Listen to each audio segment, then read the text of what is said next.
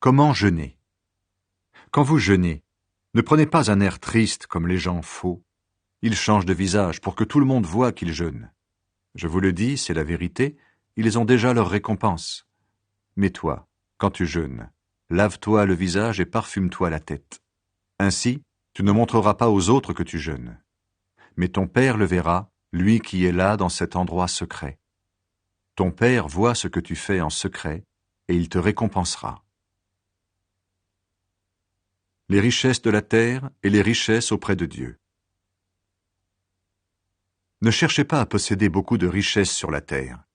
Là, les insectes et la rouille détruisent tout. Les voleurs entrent dans les maisons et ils volent. Mais cherchez à posséder beaucoup de richesses auprès de Dieu. Là, les insectes et la rouille ne détruisent rien, les voleurs n'entrent pas et ils ne peuvent pas voler. Oui, là où tu mets tes richesses, c'est là aussi que tu mettras ton cœur. Vivre dans la lumière. Les yeux sont la lampe du corps. Donc, si tes yeux ne sont pas malades, ton corps tout entier est dans la lumière. Mais si tes yeux sont malades, ton corps tout entier est dans la nuit. Alors, si la lumière qui est en toi est comme la nuit, ta nuit est bien noire. Il faut choisir entre Dieu et l'argent. Personne ne peut servir deux maîtres. En effet, ou bien il détestera l'un et il aimera l'autre, ou bien il sera fidèle à l'un et il méprisera l'autre. Vous ne pouvez pas servir à la fois Dieu et l'argent. Dieu donne tout ce qui est nécessaire à la vie. C'est pourquoi je vous dis, ne vous faites pas de soucis pour votre vie ni pour votre corps. Ne vous demandez pas « qu'est-ce que nous allons manger ? Avec quoi est-ce que nous allons nous habiller ?» Oui, votre vie est plus importante que la nourriture, et votre corps est plus important que les vêtements. Regardez les oiseaux. Ils ne sèment pas, ils ne moissonnent pas, ils ne mettent pas de récolte dans les greniers. Et votre Père qui est dans les cieux les nourrit. Vous valez beaucoup plus que les oiseaux. Ce n'est pas en vous faisant du souci que vous pouvez ajouter un seul jour à votre vie. Pourquoi alors vous faire du souci pour les vêtements? Observez les fleurs des champs, regardez comment elles poussent. Elles ne filent pas et elles ne tissent pas. Pourtant, je vous le dis, même Salomon, avec toute sa richesse, n'a jamais eu de vêtements aussi beaux qu'une seule de ses fleurs. L'herbe est aujourd'hui dans les champs, et demain on la jettera au feu. Et pourtant, Dieu l'habille de vêtements magnifiques. Vous qui n'avez pas beaucoup de foi, vous pouvez être sûr d'une chose, Dieu en fera au moins autant pour vous. Ne soyez pas inquiets en vous demandant « Qu'est-ce que nous allons manger? Qu'est-ce que nous allons boire?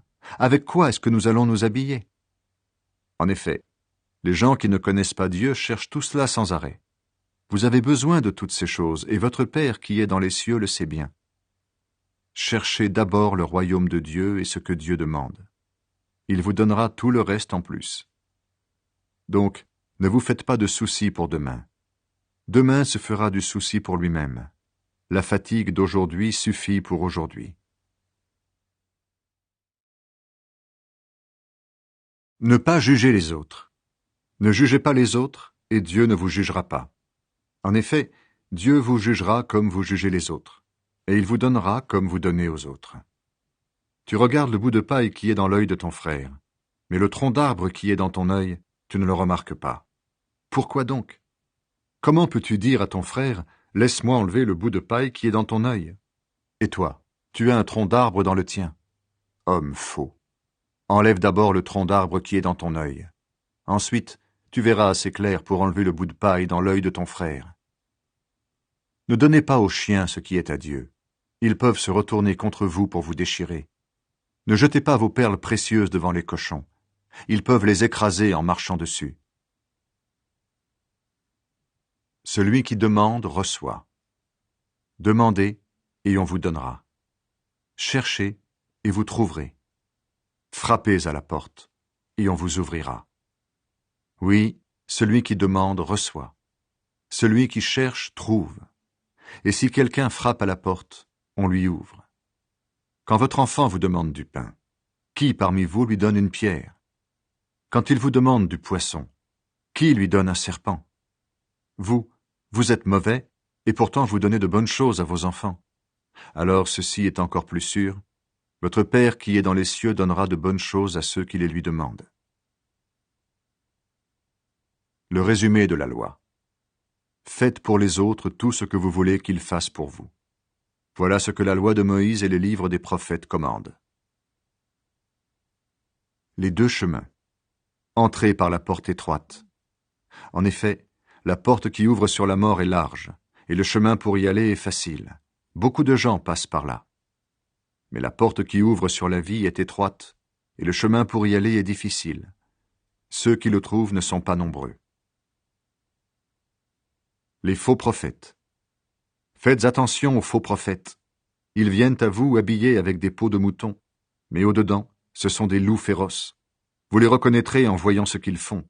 On ne cueille pas du raisin sur des cactus. On ne cueille pas des figues sur des plantes piquantes. Oui, un bon arbre produit de bons fruits.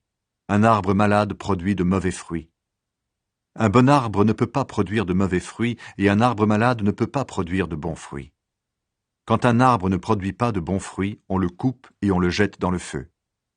Donc, vous reconnaîtrez les faux prophètes en voyant ce qu'ils font. Les vrais disciples. Pour entrer dans le royaume des cieux, il ne suffit pas de me dire « Seigneur, Seigneur ». Il faut aussi faire la volonté de mon Père qui est dans les cieux. Quand je viendrai pour juger les gens, beaucoup me diront « Seigneur, Seigneur ». C'est en ton nom que nous avons parlé, c'est en ton nom que nous avons chassé les esprits mauvais, c'est en ton nom que nous avons fait de nombreux miracles. Alors je leur dirai, je ne vous ai jamais connus. Allez-vous-en loin de moi, vous qui faites le mal. Les deux maisons. Celui qui écoute toutes ces paroles et m'obéit, celui-là ressemble à un sage. Le sage construit sa maison sur de la pierre. La pluie tombe, les rivières débordent, les vents soufflent et se jettent contre la maison. La maison ne tombe pas parce qu'on a posé ses fondations sur de la pierre. Mais celui qui écoute mes paroles et ne fait pas ce que je dis, celui-là ressemble à quelqu'un de stupide. Celui qui est stupide construit sa maison sur le sable.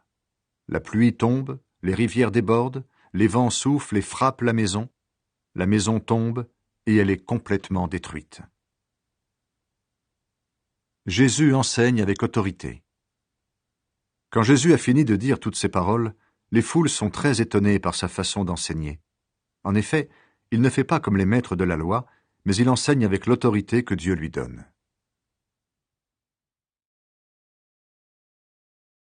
Jésus guérit un lépreux. Jésus descend de la montagne et des foules nombreuses le suivent. Un lépreux s'approche, il se met à genoux devant Jésus et lui dit « Seigneur, si tu le veux, tu peux me guérir. » Jésus tend la main, il touche le lépreux en disant « Je le veux, sois guéri. » Aussitôt, l'homme est guéri de sa lèpre.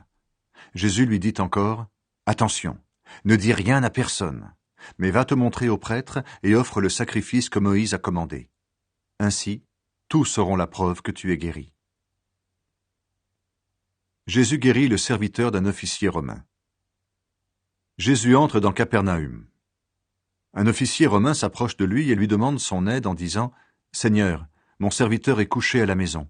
Il est paralysé et il souffre terriblement. » Jésus lui dit « Je vais aller le guérir. » Mais l'officier lui répond « Seigneur, je ne suis pas digne que tu entres chez moi, mais dis seulement un mot et mon serviteur sera guéri. Moi, j'obéis à un chef et je commande à des soldats. Je dis à l'un d'eux, va, et il va. Je dis à un autre, viens, et il vient. Je dis à mon esclave, fais ceci, et il le fait. » Quand Jésus entend cela, il admire l'officier, et il dit à ceux qui l'accompagnent, « Je vous le dis, c'est la vérité. Dans le peuple d'Israël, je n'ai trouvé personne avec une foi aussi grande. Oui, je vous l'affirme, beaucoup de gens viendront de l'Est et de l'Ouest, et ils prendront le grand repas avec Abraham, Isaac et Jacob dans le royaume des cieux. Mais ceux qui devaient entrer dans le royaume, on les jettera dehors dans la nuit. Là, ils pleureront et ils grinceront des dents. » Et Jésus dit à l'officier, « Retourne chez toi.